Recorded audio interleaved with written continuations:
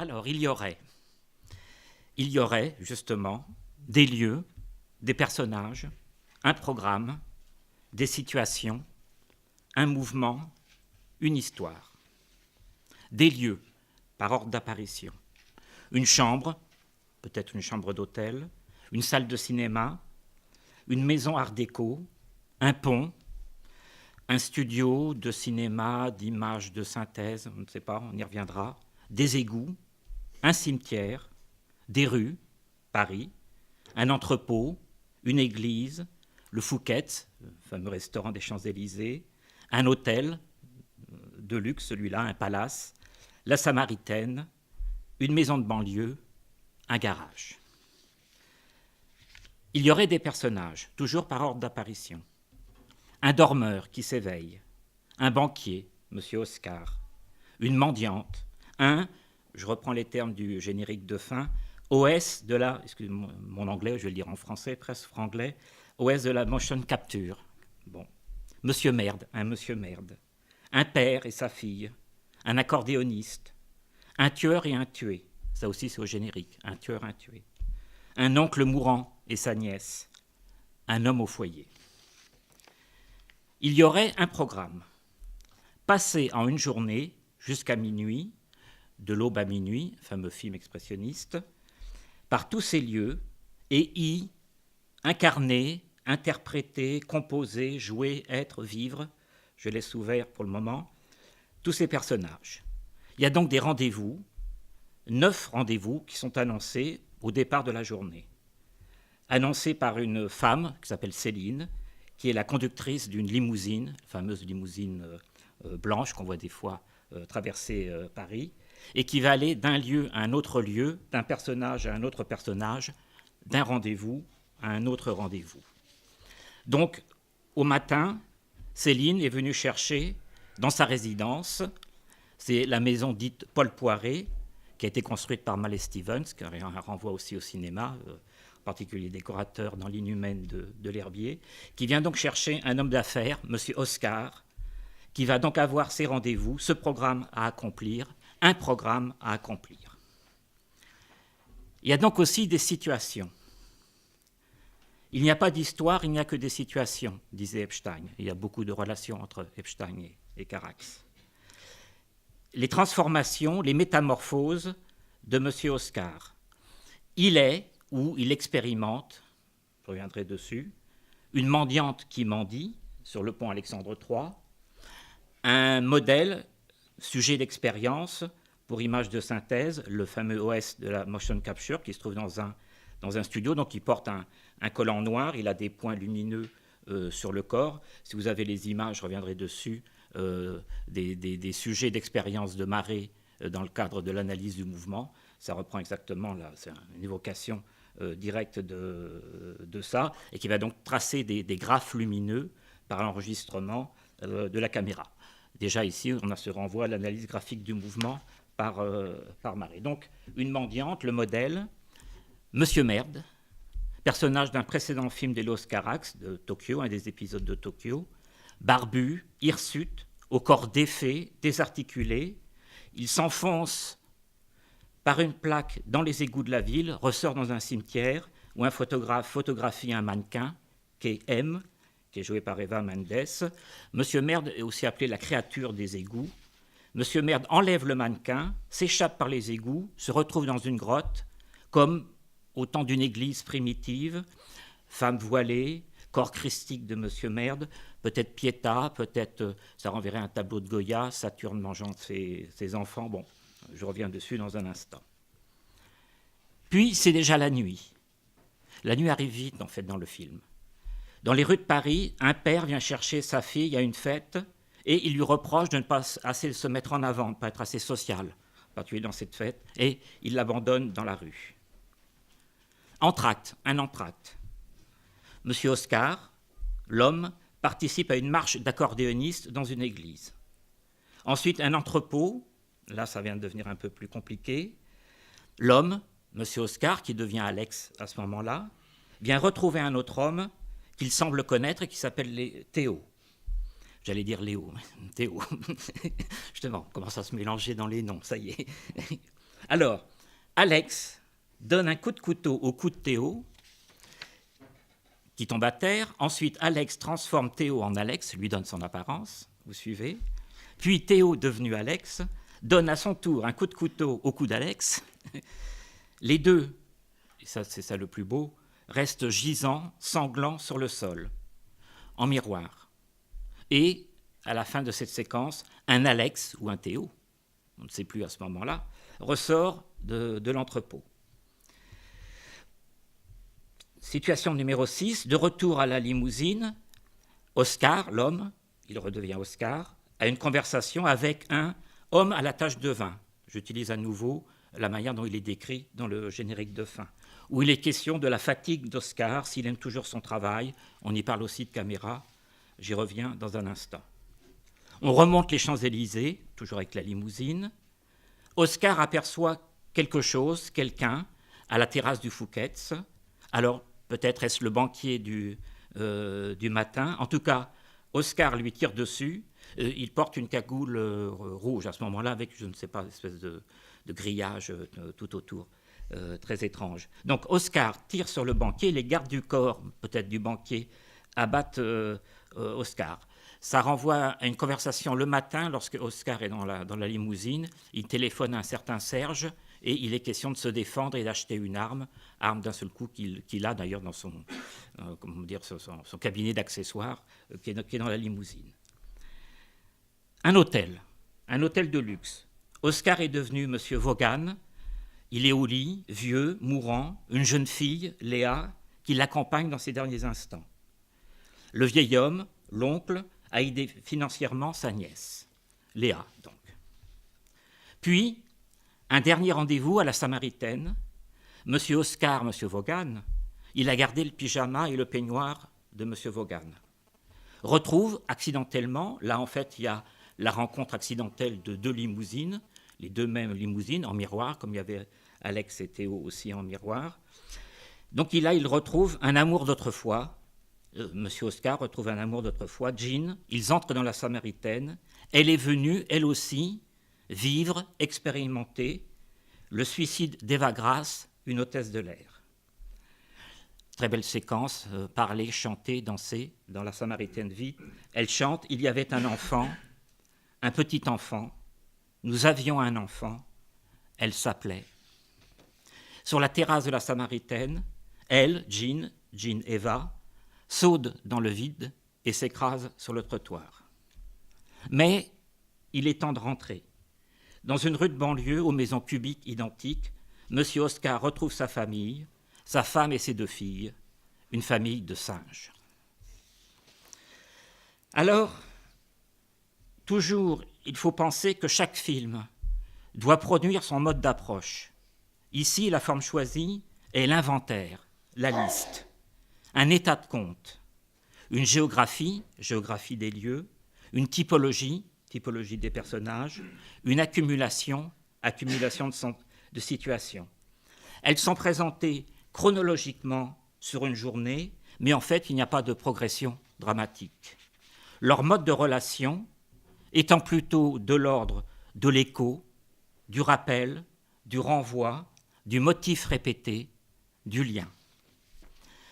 Alors oui, chacune de ces situations offre une opportunité d'apparition, incarnation de personnages, dont certains renvoient à d'autres personnages. Par exemple, dans la filmographie de Léos Carax, le personnage d'Alex, prénom récurrent.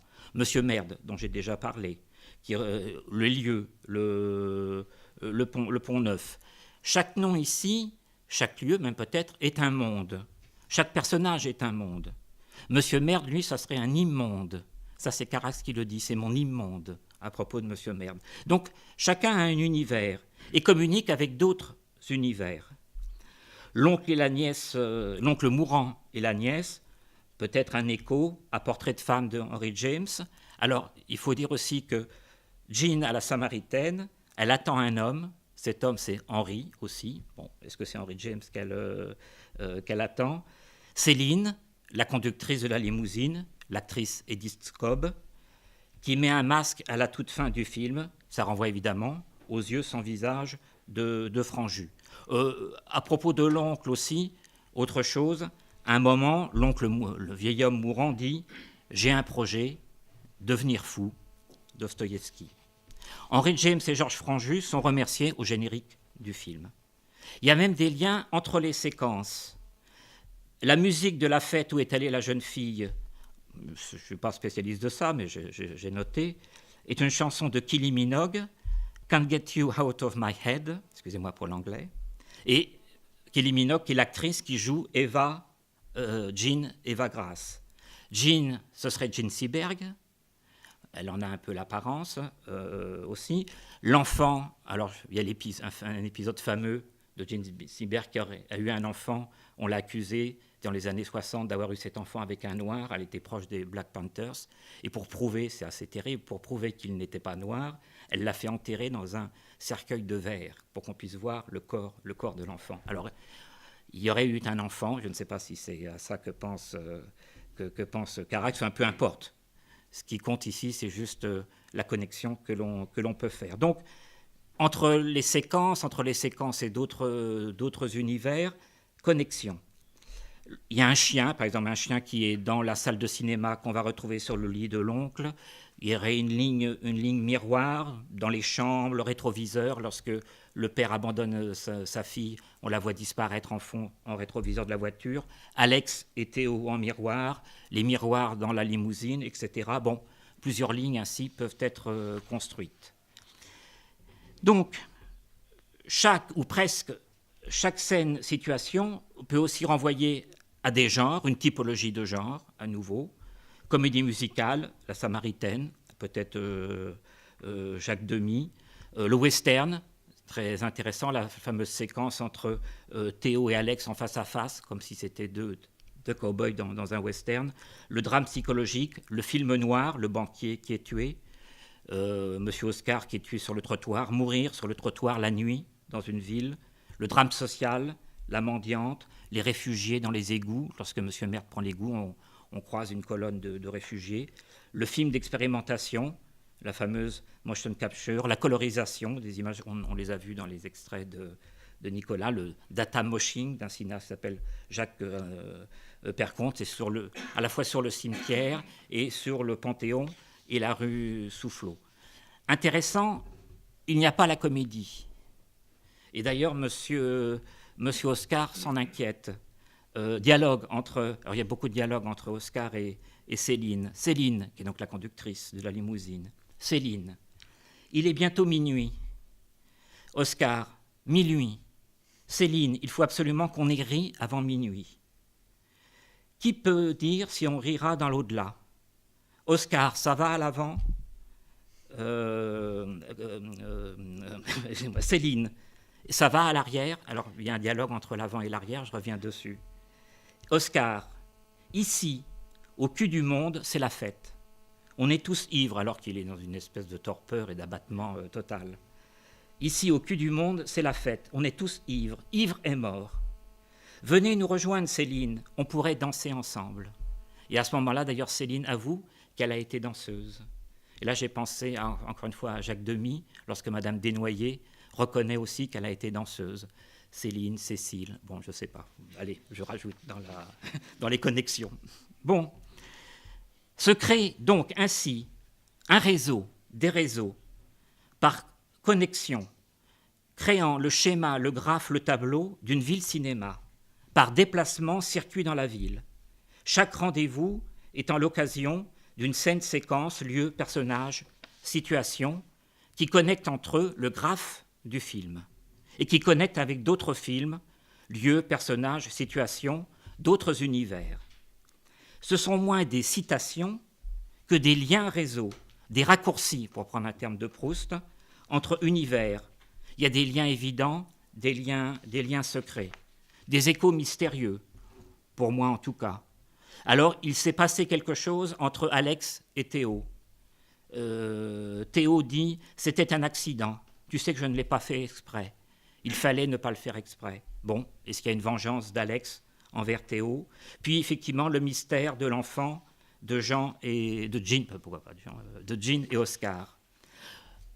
Notons tout de suite qu'il y a une très belle ligne d'enfant et d'enfance dans le film. Un enfant dans l'allée centrale du cinéma, l'enfant à la fenêtre circulaire de la maison Poiré, c'est la fille de Léos Carax, la fille que son père vient chercher à la fête, la relation oncle-nièce aussi, l'enfant perdu de Jean et Oscar, et bien sûr les enfants singes. Donc, connexion secrète, souterraine dans la ville, souterraine comme les égouts qu'emprunte M. Merde pour aller d'un point de la ville à l'autre, pour arriver dans le cimetière. Notons ici d'ailleurs qu'il y a deux formes de circulation ou deux dimensions de la ville. Une dimension de circulation horizontale, la limousine qui parcourt les rues, les places, les avenues. Et donc j'ai été effectivement très sensible au fait que dans les films dont on a parlé avant, on glisse, pas de, tous les moyens de transport, et en particulier les trains, les métros, ça glisse. Mais aussi, il y a une vision verticale dans le film de Carax de la ville, des terrasses de la Samaritaine au bas-fond et aux égouts, et même peut-être une grotte primitive, où se retrouvent K.M. le mannequin et Monsieur Merde, où là, d'un seul coup, on prend une dimension presque biblique de piéta, de divinité mythologique. Tout à l'heure, je parlais. Lorsque j'ai vu le personnage, Monsieur Merde est nu, barbu, ça correspond à quelque chose. Petite recherche, effectivement, le Saturne de Goya, c'est exactement cette représentation. Il y a donc ici une dimension, on aurait pu aussi traiter toute une ligne biblique, mythologique dans le film, le Holy Motors. Holy, d'ailleurs, qu'on entend dans le film de Viviane qu'on a revu hier. Il ne s'agit donc pas d'interpréter, mais de connecter, ajouter, accumuler des liens, chacun les siens. Alors, quand j'ai préparé ce travail, j'ai eu des échanges évidemment avec Nicolas, qui d'un seul coup me dit « Ah oui, mais tiens, il y a Collatéral, je viens de voir Collatéral. » Bon, Traversée de ville aussi. Puis moi, je lui dis « Oui, il y a le personnage de Théo dans le film, je ne sais pas quoi en faire de Théo. » Alors, quand je pense Théo, je pense Vincent. Elle me dit « Oui, Tom Cruise s'appelle Vincent dans Collatéral. » Bon, ça y est, ça c'était bon pour moi. Je vous signale d'ailleurs, parce que je suis passionné par Vincent, qu'aujourd'hui est la date anniversaire du premier jour d'arrivée de Vincent Van Gogh à Auvers. Ça, c'est très beau, je le note simplement en passant. Je refais ma petite connexion Van Gogh à moi. J'informe des amis de la tenue de la journée.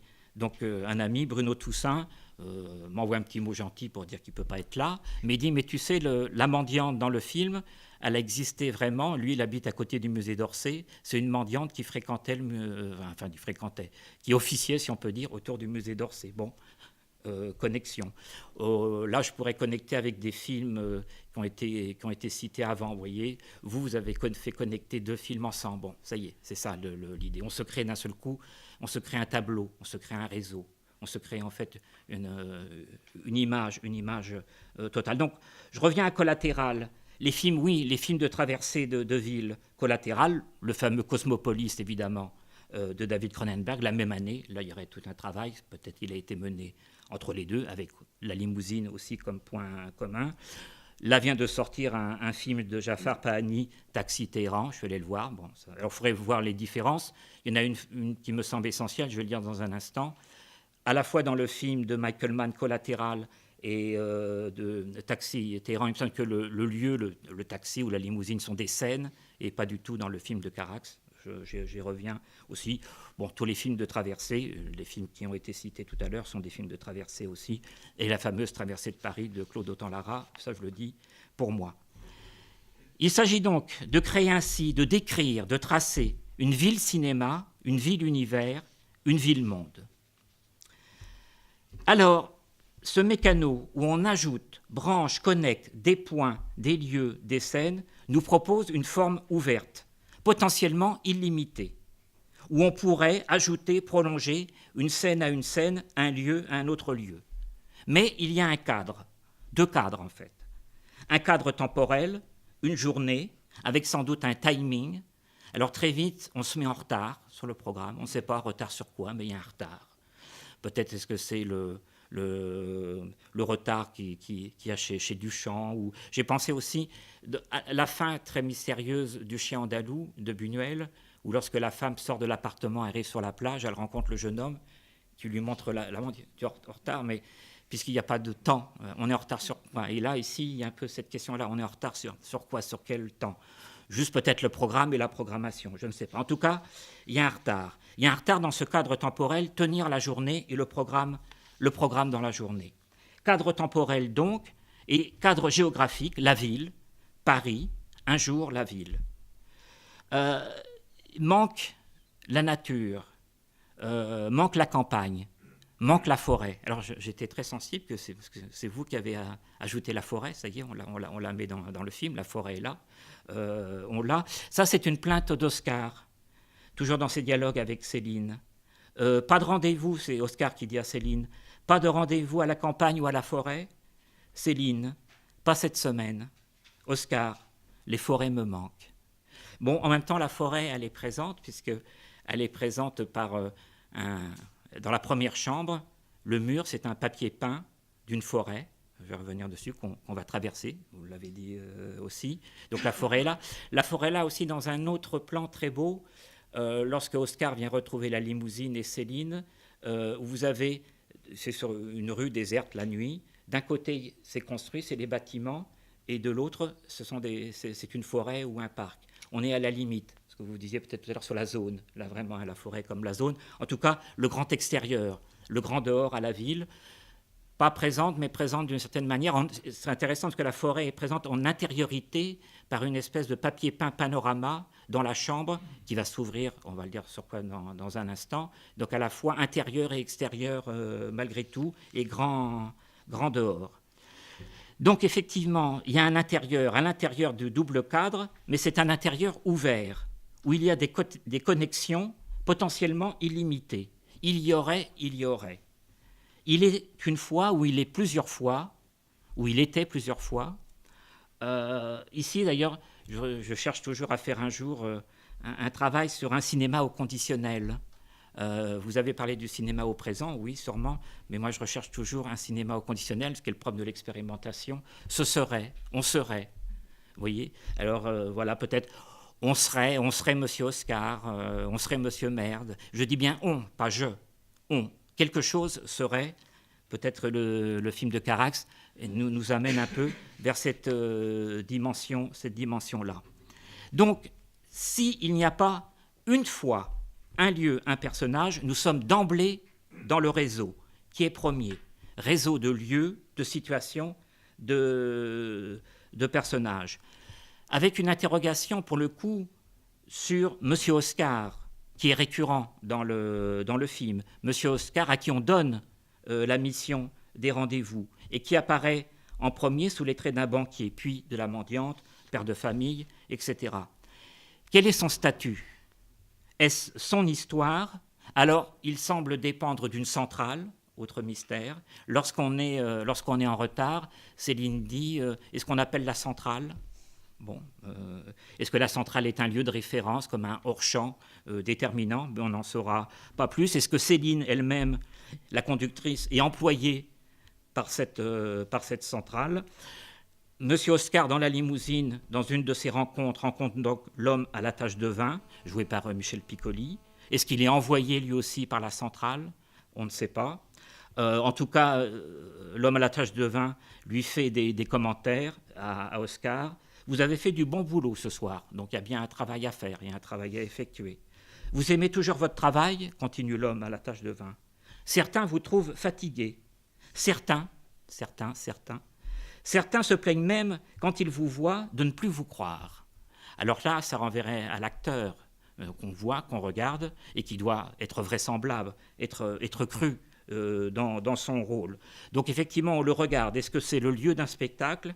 Est-ce qu'il s'agit d'un acteur? Intéressant, Carax refuse l'idée d'une réflexion sur l'acteur dans son film, et je pense à juste titre. Il n'y a pas d'acteur qui prend le masque de personnage. Il y a d'emblée, tout de suite, un personnage mis en réseau, en connexion.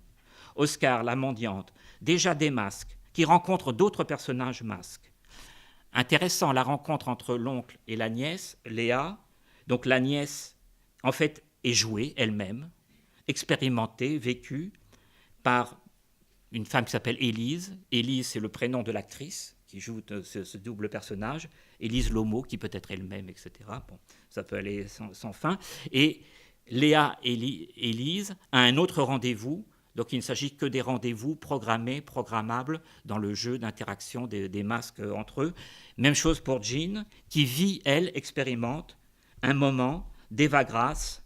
Elle arrive elle-même en limousine, Jean, donc sans doute qu'elle appartient à la centrale ou à une autre centrale. Il ne faudrait pas qu'il y ait plusieurs centrales quand même, ça ferait beaucoup pour une centrale ou autre chose. Bon, ils ont vécu des choses ensemble. Est-ce que même tout ce qui tourne autour de cet enfant, ça a été aussi déjà programmé? Vous voyez, on est toujours dans le déjà. Déjà, quelque chose a toujours eu lieu ou pourrait avoir eu lieu. Mais Carax lui parle, c'est plus intéressant, d'expérience de vie. Voilà ce qu'il dit. Le film raconte-t-il une histoire? Non. Donc ça renvoie bien à Epstein, il n'y a pas d'histoire. Il raconte une vie. L'histoire d'une vie? Non. L'expérience d'être en vie. L'expérience d'être en vie. On expérimente. Les masques et les personnages et les lieux sont des choses. Les personnages, les lieux, les situations sont des choses à expérimenter, expérimentables. Donc, effectivement, la vie expérimentée sous des masques de masques, des doubles de doubles, déjà un masque, déjà un double, comme Alex et Théo en miroir. On pose, enlève en permanence dans le film les masques, la peau, la perruque. J'aurais tout un travail à faire sur la perruque, les marques de masques et de peau de peau. Oscar, Alex, Théo. Bon, dans la chanson de Jean, dans La Samaritaine, la question est « Qui étions-nous » Who we were, who we were. C'est très très beau cette chanson. Bon, ou ici peut-être d'ailleurs, l'enfer c'est être soi. Ça c'est très beau, c'est dans le dialogue terrible entre le père et sa fille, où le père reproche à sa fille de ne pas être assez sociable, c'est peut-être de ne pas avoir assez d'expérimentation, de ne pas assez expérimenter dans le réseau. Voilà, il veut la punir. Et il lui dit, ta punition, ma pauvre Angèle, être toi, et d'avoir à vivre avec ça, être toi. Bon, ça c'est la punition, c'est l'enfer. Moi, c'est l'enfer. Je ne sais pas comment la fameuse phrase, l'enfer c'est les autres, mais l'enfer c'est moi avec moi-même. On doit toujours être... il n'y a pas de on doit, il serait toujours en connexion sous différents masques. Donc oui, toujours pris dans la relation, entre enfant et mourant, entre tueur et tué, entre père et fille, oncle et nièce, banquier et mendiant, Belle et la Bête, le mannequin et monsieur Merde. Même le singe final, c'est sans doute qu'un max. Il n'y a pas de vérité première de la nature. Je rajouterais votre oiseau, d'ailleurs, dans la série des masques. C'est un masque supplémentaire. Bon, un retour sans fin dans les connexions. C'est le très beau texte de la chanson de Gérard Manset, qui apparaît à la fin du film, lorsqu'il retourne, il va, je ne sais pas, je voyais à chaque fois les mots sont piégés, il rentre dans sa maison. La chanson s'appelle « Revivre », très nietzschéenne. On voudrait revivre, on voudrait vivre encore la même chose. Là, je ne peux pas vous le chanter, mais refaire le grand parcours. Et vraiment, les deux interventions précédentes, c'était ça aussi. C'était des parcours. Refaire le grand parcours. Il faut refaire encore ce que l'on aime. On n'a pas le temps de terminer le livre, je prends que des extraits. On croit qu'il est midi, le jour s'achève. Bon, le grand midi nietzschéen, dans un retour sans fin. Bon, dans mon prologue, j'avais annoncé un inventaire. Lieu, personnage, programme, situation, mais aussi mouvement et histoire. Le mouvement dans la ville, la limousine qui effectue les transferts de M. Oscar, je le prends comme nom générique, nom de programme Oscar, M. Oscar d'un lieu à l'autre, d'un personnage à l'autre. La limousine qui est elle-même le lieu de la transformation, du transformisme. Elle est en fait, et beaucoup de commentateurs ont relevé ce point, et je trouve que c'est tout à fait juste, en fait c'est une loge.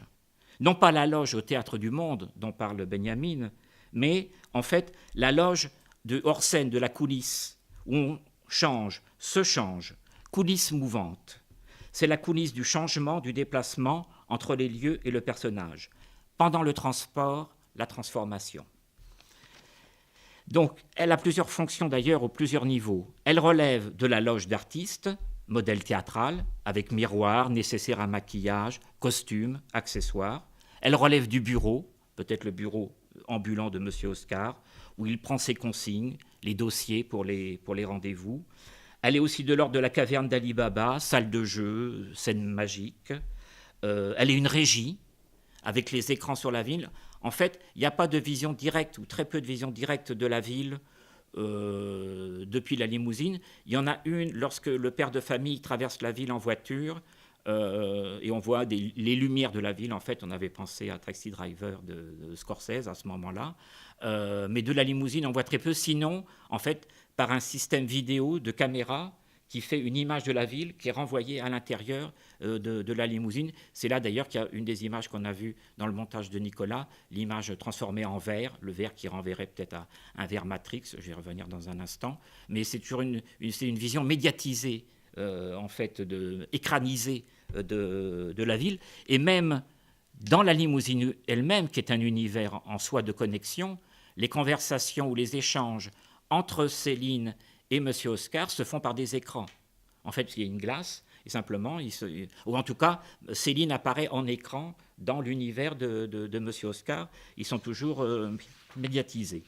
Donc, la limousine est le lieu du mouvement, traçant dans la ville son réseau, décrivant parcours, constituant non pas une histoire, mais effectuant, réalisant, au sens du presque de la réalisation du cinéma, les liens entre lieux, personnages, citations. Pas une histoire. J'ai joué avec cette idée tout en annonçant malgré tout une histoire. Alors, cette histoire, quelle est-elle ? Dans la recension inventaire des lieux que j'ai fait, j'ai oublié 2 lieux, en début et en fin. Une salle de cinéma, un garage. C'est le garage où se retrouvent toutes les limousines à la fin du film, la nuit, garage à limousine. Alors, recommençons. Première séquence. Un homme se réveille, se lève. Là, bien sûr, j'ai pensé à tous les grands films où on se réveille. Alors, j'en citerai que 2, parce que pour moi, ils ont un rapport direct avec le film. Le Fenêtre sur cour de Hitchcock, Jeff, qui n'arrête pas de se réveiller, et justement Matrix, ou Néo, Théo, je ne sais pas, et se réveille aussi en permanence. Bon, et qui va rentrer dans des successions. Bon, je développe pas, je vous laisse développer. Donc un homme se réveille, se lève. Cet homme, c'est Léos Carax lui-même. Passe devant une fenêtre, une ville, la nuit, port, gare, aéroport. Du coup, j'ai pensé à votre film. Le mur, le fameux mur de papier peint forêt, et il passe à travers le mur, à travers le mur forêt. Dans une attitude d'ailleurs ici qui est très proche du passage du miroir dans Le sang d'un poète de Cocteau. Il a exactement le même geste comme ça, il appuie, il plonge. En fait, il y a une clé, il a un doigt clé, je laisse ça de côté, clé des sons, je ne sais pas. Et d'un seul coup, il passe le mur, comme le poète passe le miroir, pour aller de l'autre côté. Et l'autre côté, évidemment, c'est le cinéma. Il se retrouve, passant le mur, dans un cinéma, au balcon d'un cinéma, loge d'un cinéma, où il y a des spectateurs dans le noir, un cône lumineux. On ne voit d'ailleurs jamais ce qui se passe sur l'écran. Peut-être est-ce le film et c'est un extérieur, mais peu importe. Ici, je pense que c'est plutôt le cinéma, dans sa dimension d'ailleurs de projection, ici qui est retenue. Est-ce qu'on tient ici un lieu premier, l'espace de la projection cinématographique? Est-ce que ça serait une histoire du cinéma, donc? On va peut-être essayer de le dire. En tout cas, ce qu'il faut noter, c'est que ça commencerait dans un cinéma et ça finirait dans un garage. Comme vous le savez d'ailleurs, destin de beaucoup de salles de cinéma dans Paris aujourd'hui ou des supermarchés. Bon, ce garage, c'est le fameux Holly Motors du titre du film, où, comme il a été souvent remarqué, le deuxième O, alors souvent on dit est éteint, a disparu, et après on fait un jeu de mots sur ce qui reste mort. En fait, le O n'est pas complètement éteint, simplement c'est une moitié qui est éteinte, ça forme comme une espèce de croissant de lune, chose de nocturne.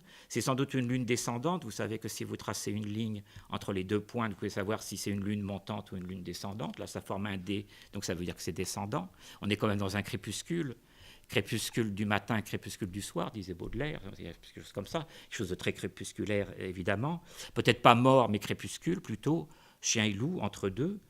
Et si on considère qu'un des premiers films Lumière, toujours en revenir à Lumière, c'est l'entrée d'un train en gare de La Ciotat, Le premier étant en fait la sortie d'usine, mais ça serait la même chose. On sort d'une usine, on entre dans un garage. Ici, l'entrée d'un train dans une gare, nous serions passés en fait d'une gare à un garage, de la gare au garage.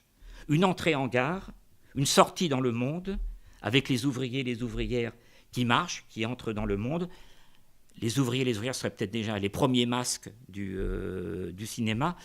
Aussi, autre typologie qu'il faudrait faire, typologie de la marche. Boitée, marche désarticulée, courant, dansant, rampant, tout ça supporté d'ailleurs par le corps de Denis Lavant, bien sûr qu'il faut citer ici, qui est magnifique. Donc, d'une gare à un garage, là, d'un coup, on pourrait rappeler évidemment ce que dit par exemple Walter Benjamin sur les gares comme lieu de passage. Bon, encore une fois, connexion avec votre film, où Benjamin fait remarquer que les trains circulent sur des rails, qui est le premier mode d'assemblage, et ça fait penser au montage. Bon, je ne vais pas décliner toutes les relations entre le train et le cinéma. Le train qui a permis au cinéma de se développer, les opérateurs lumière partant à travers le monde par le train, filmant pas seulement l'arrivée du train en gare de la Ciotat, mais toute une série d'arrivées de train, de départs de train. Là, il y a une figure. On entend le train dans la première pièce, qui est peut-être une chambre d'hôtel, d'ailleurs près d'un aéroport, d'un port, d'une gare, on ne sait pas, la première chambre où se trouvent les Oscarax. Donc, entre une gare et un garage. Et entre les deux, qu'est-ce qui s'est passé ? Une histoire, l'histoire du cinéma, avec ses histoires, ses lieux, ses situations, etc., dont le film de Carax serait l'inventaire. Mais non pas un film sur le cinéma ou sur la ville, mais à travers le cinéma et la ville. D'un lieu à un autre lieu, d'un personnage à un autre personnage, d'une gare à un garage. Alors, est-ce qu'on rétablirait ainsi une forme de narration avec début et fin, d'un temps primitif à un temps apocalyptique, mais pris en fait dans le mouvement perpétuel que nous avons instauré? Il y a un avant le début et il y a un après de la fin. Pré-cinéma et post-cinéma. Le pré-cinéma, évidemment, ce sont les images de chronophotographie de Marais qui sont dans le film. Le film ouvre par ça d'ailleurs. Un enfant, un homme courant, nu, fragile, comme une espèce de nudité première qui renverrait d'ailleurs à la nudité de Denis Lavant. Soit il est nu dans la séquence avec le mannequin dans la grotte, soit aussi dans la loge limousine, il est à moitié dénudé, en tout cas corps nu, lui-même aussi fragile, s'exposant à la fragilité. Premier corps en mouvement, ceux de Marais, prêt à recevoir les différents costumes, et qui se terminerait justement dans l'homme graphique du film de Carax, dans le studio de la motion capture. Peut-être là, je pense qu'il y a un grand écho entre les deux, comme deux extrêmes de cette histoire du cinéma, où entre-temps s'est passé en fait le déroulement de la captation du monde par les Frères Lumière, mais il y a eu un premier mouvement d'analyse graphique abstraite par Marais pour revenir à une autre forme d'abstraction à la fin, par la motion capture, et peut-être dire aussi par le travail de Jacques-Pierre Comte avec le data moshing et les transformations, l'expérimentation d'un monde nouveau, de synthèse numérique. On quitte le cinéma de celluloïd, de pellicule, pour entrer. C'est plus un cinéma, j'anticipe ce que je vais dire à l'instant, mais je dis ça très vite. Ça serait plus un cinéma du visible, mais un cinéma du programmable. Et en fait, Holly Motors serait aussi à l'image de ça.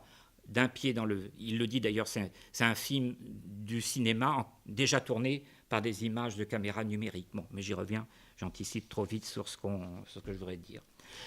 Donc tout ça, effectivement, renvoie aux expériences de Marais, d'analyse graphique du mouvement, pour une synthèse du mouvement, d'un homme synthétique, justement, jusqu'aux images de synthèse d'aujourd'hui, images numériques, la ville numérique de Matrix, que je citais tout à l'heure, qui va devenir la marche de l'homme au jeu vidéo dans le film, ou le ballet des monstres, comme une espèce d'animation, d'animatrix, non pas dans Matrix, mais dans Holly Motors.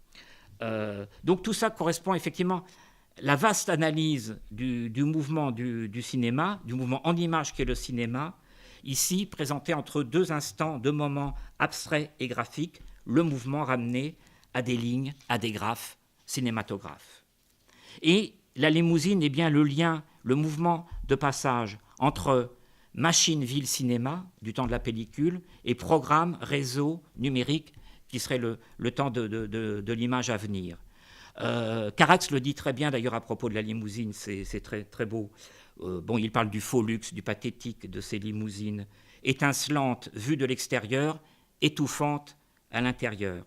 Et il ajoute « Elles sont à mi-chemin entre deux mondes. Celui qui se meut avec ses grandes machines visibles, motorisées, polluantes, le temps ancien, qu'on quitte, et celui qui s'ébauche, poche virtuelle, éthérée, dans laquelle on flotte déjà, hyper protégé par des écrans vitreux. » Magnifique, hein, très, très, très, très beau. Ce qui nous amène donc effectivement au post-cinéma, au numérique, la colorisation expérimentale, comme un au-delà du cinéma. Et peut-être y a-t-il d'ailleurs un au-delà de l'au-delà. Petite chose, s'il n'y a pas de comédie, une petite chose amusante, dans le cimetière, qui renverrait à cet au-delà, sur certaines tombes sont gravées « Retrouvez-nous sur notre site ». Et il y a plusieurs sites qui sont cités. www, Vaughan, le personnage de l'oncle, www, To Be or Not To Be, c'est peut-être ça la comédie d'ailleurs, elle est là, www, Détouche, et la femme, la conductrice s'appelle Céline, évidemment, bien sûr. Et le plus beau, je vais essayer de vous le faire, de bien l'imager, www, La peau sur Léos Carax, qu'on peut évidemment lire, La peau sur les os. Bon, j'insiste pas. Voilà, annonce de liens post-mortem, gravé sur la pierre, marqué sur la pierre, dans le nouveau réseau. Holly Motors est donc comme la limousine à la fois l'inventaire d'un cinéma passé et le programme de la nouvelle image du nouveau monde, d'une abstraction à une autre abstraction, du chronophotographique au numérique. Ce qui s'est passé entre les deux, c'est l'image cinéma-monde, la ville. Une histoire de la ville cinéma, en ce qu'elle fut scène de mouvement, transport et transformation. On pourrait penser au flâneur de Benjamin, sauf qu'ici, ce n'est pas un flâneur. Il a une mission, il a un travail, c'est un travailleur. C'est tout à fait autre chose. Alors peut-être que le flâneur, son travail, c'est de flâner. Je ne sais pas, sa mission est de flâner. Mais là, il y a vraiment un travail et il faut remplir le programme. Comme une espèce de mise en revue, de passage en revue, comme on dit d'une revue dans un music hall, un spectacle de revue, avec scène, sketch, attraction. C'est pour ça qu'il y a un entracte d'ailleurs, l'intermède musical, à l'intérieur, parce qu'on est effectivement dans un spectacle aussi. Il y a quelque chose qui est à voir avec l'accordéoniste dans la ville. Donc il s'agit de ça, d'un lieu, d'une visibilité, de machine de visibilité, dont la limousine est le personnage ou un des personnages. Citation, ce sont les dialogues entre les limousines à la fin. Très très beau, elles parlent évidemment, ce sont des masques parmi les masques. Elles se plaignent. Il y en a une limousine, pardon, qui dit, enfin il y a des voix d'hommes et de femmes. Vous aurez tout le temps de dormir bientôt. C'est les limousines qui parlent. On ne va pas tarder à nous foutre à la casse, le garage, la voie de garage. On devient caduc. Il y a un jeu de mots après sur caduc. Les hommes ne veulent plus de machines visibles. Ils ne veulent plus de moteur. Ils ne veulent plus d'action. Amen. Moteur-action, silence, moteur-action, c'est le cinéma. Carax, d'ailleurs, dit un mot sur ça. Je vais y revenir. Bon.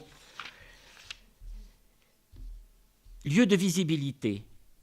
La ville à traverser, à voir, exposer, passage et panorama, encore Benjamin, avec un lieu, le grand magasin, avec son enseigne, la marque, la Samaritaine, qui marque le paysage urbain en son centre. La visibilité de la marchandise, mais ici, épuisée, vidée, les mannequins démembrés qui jonchent le sol, les ruines d'un monde, les ruines d'une ville ou les ruines d'un cinéma. Le film marque lui-même le passage historique, puisqu'il est dit qu'effectivement, ce lieu va devenir un hôtel de luxe. Très intéressant, il y aurait toute une réflexion aussi sur le Paris, du Paris populaire. Mais vous voyez qu'ici, on est en train de parler de ce monde ancien, c'est le monde de la foule, de la ville du XIXe siècle, celle de Baudelaire, de Benjamin, des grandes salles, du Rex, etc., d'un cinéma de pellicule, à quelque chose qui est de l'ordre, effectivement, du non-visible. Je crois que je ne l'ai pas relevé, mais à un moment où, je ne sais plus, Monsieur Oscar dit, oui, les caméras autrefois étaient plus grandes que nous, plus hautes que nous, un monde qui nous excédait, et maintenant, elles sont devenues petites, elles deviennent invisibles. On quitte le monde du visible pour entrer dans le programmable. Bon, ça c'est très intéressant, le film raconte cette histoire. Et la Samaritaine est ce lieu-là, effectivement. C'est le lieu, c'est les grands magasins, c'est les passages, ça, le monde de la marchandise, où la marchandise s'expose. Bon, J'allais vous faire un petit développement sur la Samaritaine, mais je vous...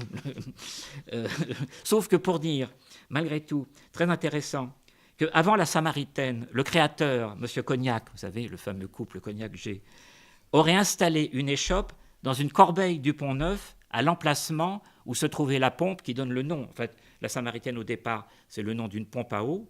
Samaritaine parce qu'il y avait un dessin qui représentait la Samaritaine, épisode biblique. Donc, du dessin, la Samaritaine, c'est le nom de la pompe, ça devient le nom du magasin. Mais avant, M. Cognac installe une petite échoppe dans une des corbeilles où on va retrouver évidemment le film de Carax, ou les films de Carax, sur le Pont-Neuf. Denis Lavant dit une très belle chose, parlant là pour le coup d'Holly Motors, il dit le Pont-Neuf est filmé comme une piste d'atterrissage. Et c'est très beau parce que c'est vu du haut, depuis le lieu où va se jeter Eva dans le vide. Donc effectivement, ce serait aussi l'histoire d'un magasin, d'une marque, d'une enseigne, d'un lieu de visibilité. Histoire d'un magasin et d'une technique, la machine de visibilité qu'a été le cinéma. Très intéressant, c'est bien une histoire commune entre les deux, avec une naissance commune. En l'année 1883, c'est l'année où Marais expérimente l'analyse graphique du mouvement, dont j'ai parlé avant, et c'est l'année où commencent les débuts des travaux des actuels bâtiments de la Samaritaine. Les histoires commencent ensemble et finissent ensemble, avec la fin du cinéma pellicule et avec la fin des grands magasins pour entrer dans un autre monde. Sur la connexion d'ailleurs cinéma-grand magasin, il faut signaler qu'un des premiers lieux du cinéma, après le cinéma des cinématographes Lumière dans le salon indien du Grand Café, était dans un grand magasin, les grands magasins du Fayel, à Barbès, où aujourd'hui on retrouve le Luxor et d'autres choses. Et il y avait un cinéma du Fayel, c'est un des premiers lieux où on a montré le cinéma, c'est dans un grand magasin. Donc ici, il y a vraiment une figure commune. Donc effectivement, un état du monde, ville, cinéma qui disparaît comme un espace de visibilité. À nouveau Carax, parlant du cinéma, voilà ce qu'il dit. La force brute, primitive, onirique du dispositif original. Captation, projection, lourdeur des machines, grandeur des salles et des écrans. Vous voyez, un monde en grand, en écran. Captation, projection, lourdeur des machines, grandeur des salles et des écrans, qui à la fois renforce et venge notre solitude, la solitude de l'homme des foules, est déjà perdue par la mort du cinéma, la fin de l'enfance de l'art. Et il dit, après il poursuit, je dis en substance, il oppose le film, tel qu'il vient de le décrire, au circuit imprimé. On ne tourne plus, on ne dit plus moteur, mais contact, power.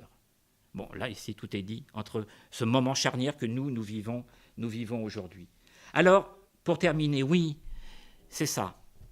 Une marque, la Samaritaine, un mouvement, le cinéma, une marque et une marche, des marches, les deux qui s'inscrivent dans la ville. Et je terminerai par la mendiante, il faut toujours terminer par la mendiante, avec son masque. Alors, elle parle dans une langue, certains disent c'est le rhum, enfin peu importe. Mais alors là, merci les sous-titres pour les malentendants. Moi, je suis un voyant malentendant. J'ai mis les sous-titres parce qu'on ne sait pas ce qu'elle dit, mais elle dit cette chose magnifique. Elle dit « Je ne vois plus que ça, de la pierre et des pieds. » De la pierre et des pieds. Merci.